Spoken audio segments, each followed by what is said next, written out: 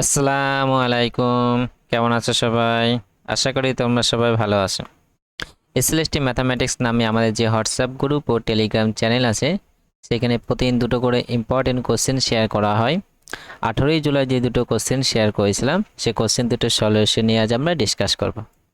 First question, the number of solution of the equation 9/10 whole power x equal -3 + x - x square is. তো এখানে একটা equation দেওয়া আছে, এই ইকুয়েশনে কটা সলিউশন থাকবে সেটা আমাদের জিজ্ঞেস করেছে, ঠিক আছে? তো এটা আমরা অ্যালজেব্রিক মেথডও ডিসকাস করব, প্লাস গ্রাফিক্যালি মেথডও কীভাবে খুব সহজে সলভ করা যায় সেটাও আমরা ডিসকাস করব। তো চলো দেখো, প্রশ্নটা আমরা টুকে নিয়েছি। তো এই দেখো দুদিকে টার্মসগুলো আছে, লেফট সাইডে যেটা আছে 9/10 হোল পাওয়ার এক্স। দেখো এই দিকে যে টার্মটা আছে, তুমি এক্স এর ভ্যালু যাই বসাও, +1 -1 যাই বসাও, কিন্তু এটা সবসময় কী দেবে? পজিটিভ ভ্যালু দেবে, ঠিক আছে? তো লেফট সাইডে আমার ভ্যালুটা কী আছে? সবসময় পজিটিভ ভ্যালু দিচ্ছে, ঠিক আছে? এবার রাইট সাইডে ভ্যালুটাও যদি পজিটিভ দেয়, তাহলে আমরা বলতে পারবো যে কোনো রুটস থাকতে পারে। এবার দেখা গেলো এক্স এর যে কোনো ভ্যালুর জন্য রাইট সাইডে ভ্যালু আমরা নেগেটিভ পাচ্ছি, তাহলে আমরা বলতে পারবো কোনো রুটস নেই। তো চলো আমরা দেখি নিই যে এটা পজিটিভ আসবে না নেগেটিভ আসবে। তার জন্য আমরা কি করব, দেখো এটাকে স্কোয়ার টার্ম আনার চেষ্টা করব। তো স্কোয়ার টার্ম আনার জন্য কি করব, এক্স স্কোয়ার আর এক্স টার্মটা পাশাপাশি লিখবো, তাহলে -x স্কোয়ার নিলাম, আর +x আছে, তো আমি ব্র্যাকেটের মধ্যে ঢোকালাম এটা, তাহলে কি হয়ে যাবে? -x হবে, ঠিক আছে? এক্স স্কোয়ার টার্ম আর এক্স টার্মটা ব্র্যাকেটের মধ্যে রাখলাম, বাকি যেটা কনস্ট্যান্ট সেটা বাইরে রাখলাম, ঠিক আছে? এর দেবো আমরা a + b তার হোল স্কয়ার অথবা a - b তার হোল স্কয়ার ফর্মে আনার চেষ্টা করব। তাহলে আমরা এখানে a - b তার আনার চেষ্টা করব, তাহলে x স্কোয়ার -2ab, 2a মানে কত? আমার x, b আমাকে এমনভাবে চুজ করতে হবে যখন এখানে আমার xই আসে, তাহলে b আমরা চুজ করবো কত? হাফ, আর b স্কোয়ার দরকার, তাহলে হাফ স্কোয়ার লাগিয়ে দিলাম। এবার দেখো এই যে হাফ স্কোয়ার, এটা আমরা এক্সট্রা লিখলাম নিজে থেকে, তাহলে আমরা মাইনাস করে দিলাম 1/4, ঠিক আছে? কোনো সমস্যা নেই, পুরোটা আমি ব্র্যাকেটের মধ্যে ঢুকিয়ে দিলাম, -3। এবার দেখো এই টার্মটার দিকে দেখো, এই পর্যন্ত আমার কিন্তু ফর্মুলা চলে এসছে x - হাফ তার হোল স্কোয়ার, তাহলে এটা লিখে নিলাম, তাহলে x - হাফ তার হোল স্কোয়ার হয়ে গেল। এই মাইনাস আর এখানে -1/4, এটা কি হয়ে যাবে? +1/4 -3। সো দেখো -x - হাফ তার হোল স্কোয়ার, এটা কত হয়ে যাবে? -11/4। সো দেখো এবার এটা আমার স্কোয়ার টার্ম, তো স্কোয়ার টার্ম সবসময় কী হয়? হয় পজিটিভ হয় অথবা 0 হতে পারে খুব ম্যাক্সিমাম। এটা স্কোয়ার টার্ম, তাহলে এটা সবসময় পজিটিভ দিবে। তার আগে কি আছে? নেগেটিভ আছে, তার মানে এটা আমার নেগেটিভ টার্ম। এবার এটাও আমার নেগেটিভ টার্ম, তাহলে ওভারঅল এই টার্মটা কি দেখো আমার সবসময় কী হচ্ছে? নেগেটিভ দিচ্ছে এক্সের যে কোনো ভ্যালুর জন্য, এক্সের যে কোনো ভ্যালুর জন্য নেগেটিভ দিচ্ছে। এটা যদিও 0 হয়ে যায়, তাহলে কিন্তু এখানে -11/4 আছে, মানে ওভারঅল এই টার্মটা আমার নেগেটিভ, এক্সের যে ভ্যালুই আমরা বসাই। দেখো এক্সের যে কোনো ভ্যালুর জন্য এটা পজিটিভ আসছে, আর এক্সের যে কোনো ভ্যালুর জন্য এটা নেগেটিভ আসছে, তাহলে পজিটিভ নেগেটিভ কখনো তো ইকুয়াল হতে পারে না, ঠিক আছে? তার মানে এখানে আমার কোনো সলিউশন, কোনো সলিউশন কিন্তু থাকবে না, তার নাম্বার অফ সলিউশন কী হবে? আমার 0 হবে, ঠিক আছে? তো এটা গ্রাফিক্যালি কীভাবে বুঝবো দেখো, সেটাও আমরা ডিসকাস করছি। এবার এখানে আমরা নেগেটিভ আসলে, যদি পজিটিভ আসলে তখন আমরা কি করব? তখন কীভাবে আমরা সলিউশন কটা কীভাবে বের করব? এটা তোমাদের প্রশ্ন থাকতেই পারে, তাই না? সেই জন্য আমাদেরকে গ্রাফিক্যালি মেথড যেতে হবে, ঠিক আছে? গ্রাফিক্যালি মেথডটা কীরকম? আমি ওয়াই অ্যাক্সিস এক্স অ্যাক্সিস টেনে নিচ্ছি। দেখো এই যে 9/10 তারপর এক্স আছে, এ পর এক্সের গ্রাফটা তোমাকে জানতে হবে। এর ভ্যালু যদি একের থেকে বড় হয় তাহলে এভাবে যায়, আর একের থেকে যদি ছোটো হয় আমাদের লেফট সাইড থেকে রাইট সাইড থেকে আসবে, মানে এইভাবে তোমার গ্রাফটা যাবে, ঠিক আছে? এই গ্রাফটা তোমাকে জেনে রাখতে হবে। এবার দেখো এক্স স্কোয়ার আছে, এটা কোয়াড্রেটিক আছে পলিনোমিয়াল, তাহলে কোয়াড্রেটিক পলিনোমিয়াল কি? প্যারাবোলা রিপ্রেজেন্ট করে, সবসময় জেনে রাখবে।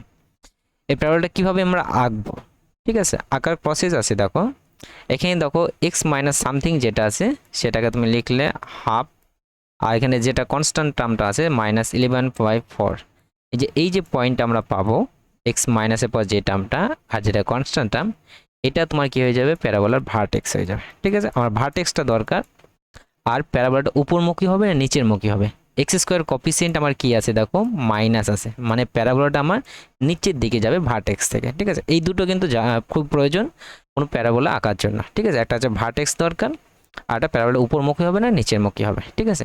তো আমি ভার্টেক্স পেয়ে গেলাম হাফ আর -11/4, তা হাফ হাফ 11/4 -11/4 মানে এরকম পজিশনে আসবে এবং প্যারাবোলাটাকে আমার নিচমুখী আনবে। তো নিচমুখী যদি আমি টানি তার মানে কি নিচের দিকে নামবে, এইভাবে প্যারাবোলাটা নামবে।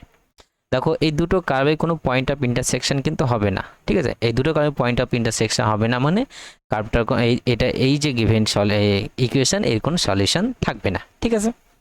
এবার কোনো কোনো ক্ষেত্রে আমরা যেখানে পজিটিভ পেলাম, এক্স স্কোয়ারের কোফিসিয়েন্ট কিন্তু পজিটিভ হলো, ভার্টেক্স সাপোজ সেমি পেলাম কিন্তু এক্স স্কোয়ার কোফিসিয়েন্টটা আমার পজিটিভ পেলাম, তাহলে কি হবে?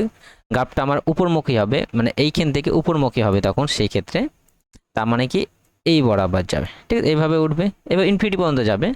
সেই ক্ষেত্রে দেখো আমরা কিন্তু দুটো পয়েন্ট অফ ইন্টারসেকশন পাবো, সেই ক্ষেত্রে কিন্তু আমাদের নাম্বার অফ সলিউশন কিন্তু 2 হয়ে যাবে, ঠিক আছে? তাহলে এই টাইপের যদি প্রবলেম থাকে আশা করি তোমরা করতে পারবে। তাহলে এত পর্যন্ত তোমাকে তো করতেই হবে। এবার যদি পজিটিভ নেগেটিভ, একদিকে পজিটিভ একদিকে নেগেটিভ হয় তাহলে নো সলিউশন বলে দিতে পারবে।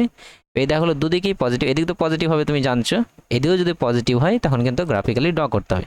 হতে পারে ভার্টেক্সটা তোমার এখানে আসলো সাপোজ, সেই ক্ষেত্রে কি আমার এইভাবে যাবে, সেখানেও কিন্তু আমার নো সলিউশন হওয়ার কন্ডিশন আসতে পারে, ঠিক আছে? তো ভার্টেক্সটা তোমার খুব ইম্পর্টেন্ট, ভার্টেক্সের জন্য তোমাকে এরকম ফর্মে তোমাকে আনতে হবে এক্স মাইনাস সামথিং, আর এখানে তার হোল স্কোয়ার মাইনাস এটা কনস্ট্যান্ট টার্ম, ঠিক আছে?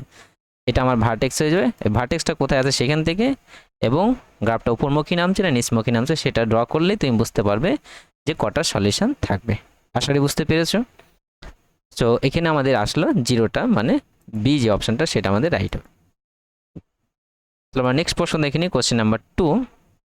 If A square of A side A and equilateral triangle of side B are inscribed in a circle, then A by B equals। দেখো একটা square মানে তোমার বর্গক্ষেত্র যার সাইড তোমার দৈর্ঘ্য বাহুর দৈর্ঘ্য এ এবং একটা ইকুইলেটারাল মানে সমবাহু ত্রিভুজ যার বাহুর দৈর্ঘ্য তোমার বি একটা সার্কেলের ভিতরে আছে, তাহলে এ আর বি এর রেশিওটা কী হবে সেটা আমাদের জিজ্ঞেস করেছে। চলো এটা আমরা নেক্সট পেজে করেছি, ডায়াগ্রাম ড্র করে নিয়েছি অলরেডি। দেখো এটা একই দুটো ফিগার মানে ট্রায়াঙ্গেল আর স্কোয়ার দুটোই কিন্তু সার্কেলের ভিতর আছে, তো আমরা দুটো আলাদা করে রেখেছি যেন একসাথে করলে কমপ্লিকেটেড হয়ে যায় বিষয়টা, দেখতে ঘিচিমিচি পেকে যাবে, সেটা আলাদা করে নিচ্ছি। দেখো দুটো কিন্তু একই সার্কেলের উপর আছে, তাই সার্কেলের রেডিয়াস আমার সেম থাকবে, আর স্কোয়ার যেটা আছে তার সাইড আমার কি বলে দিয়েছে এ বলে দিয়েছে, এ লেন্থে, তাহলে এটা আমার এ হলো, এটাও এ, এটাও এ, এটাও এ। এবার দেখো এই যে স্কোয়ারটা আছে এই যে এসিটা কি হবে, এসিটা অবশ্যই ডায়ামিটার হবে তোমার এই সার্কেলের ডায়ামিটার, আর সার্কেলের ডায়ামিটার মানে 2 ইন্টু রেডিয়াস, তা রেডিয়াস যদি 8 ধরে নিই তাহলে এর রেডিয়াস ডায়ামিটারটা কত হবে 2r হবে। এবার যেহেতু এটা স্কোয়ার তাহলে স্কোয়ার পরস্পর অ্যাঙ্গেল সাইড দুটোর মধ্যে অ্যাঙ্গেল কত অবশ্যই 90 ডিগ্রি হবে, তাহলে এডিসি একটা রাইট অ্যাঙ্গেল ট্রায়াঙ্গেল দেখো এডিসি, তাহলে এখানে আমরা পিথাগোরাস যে থিওরাম সেটা কিন্তু অ্যাপ্লাই করতে পারবো। তো পিথাগোরাস থিওরাম যদি আমরা অ্যাপ্লাই করি তাহলে কি হবে দেখো 2r ইকুয়ালস টু কত হবে 2r স্কোয়ার ইকুয়ালস টু কত হবে আমার a square plus a square, তাহলে 4r স্কোয়ার ইকুয়ালস টু কত হবে 2a স্কোয়ার হয়ে যাবে। তো এখান থেকে আমরা r স্কোয়ারের ভ্যালু পেয়ে যাব a স্কোয়ার বাই 2, আর এই ভ্যালুটা পেয়ে যাব দেখো a by root a root 2, তাহলে এর ভ্যালুটা আমরা বের করবো কারণ আমাদের এ আর বি এর মধ্যে রেশিও বের করতে বলেছে, তাহলে এর ভ্যালু আর এই ফর্মে লিখবো, তাহলে কত হবে √2r হবে, তাহলে আমরা এ ভ্যালুটা পেয়ে গেলাম, ঠিক আছে? সিমিলারলি আমরা এখান থেকে বি এর ভ্যালুটা বের করার চেষ্টা করব, সেটা আমরা কি করে এর বাহুর দৈর্ঘ্য আমার বি দেওয়া আছে, এটা সবগুলো আমার বি।